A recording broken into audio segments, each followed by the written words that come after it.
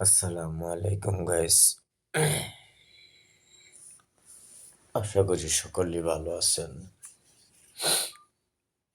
আমরা ইনশাল্লাহ ভালো আছি। রাত 13 ডিসেম্বর, রাত 2:35।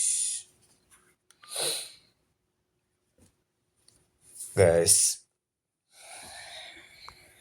যে কাজ করি আমরা, যেসব কাজ করি, সে কাজ করে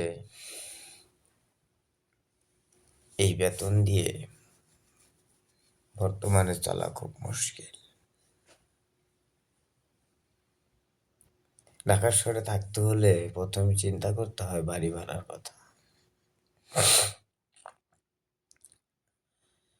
বর্তমান আপনার রুজির লগে কোনো ভাওবাজারের মিল নেই।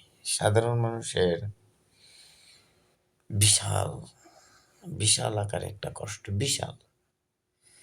যারা সাধারণ আছেন তারা নিশ্চিত বুঝেন। মাসে 12-13 হাজার, 15 হাজার টাকা রুজি করে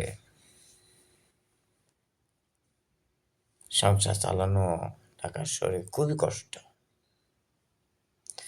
আর আমাদের মতো সাধারণ মানুষের বেশি অংশই কিন্তু কিস্তিতে লিপ্ত, আমরা এনজিওর সাথে লিপ্ত। যদিও মাসে কিস্তি নেয়, তারপরেও চলা খুবই কঠিন অবস্থা হয়ে যায়। একটা ডাল যদি আপনার হাতের কাছে থাকে ধরার মতো, যে আপনাকে সার্বিক সহযোগিতা না করলেও সাধারণ সহযোগিতার মধ্যে হাত বাড়ায় রাখে, তাহলে সে মানুষটা মোটামুটি চলতে পারে। বর্তমানে আপনি নিজেই তো চলতে পারতেছেন না, আপনি কার দিকে হাত বাড়াবেন? নিজে চলার পর যদি কোনো চেষ্টা থাকে, করা যায়।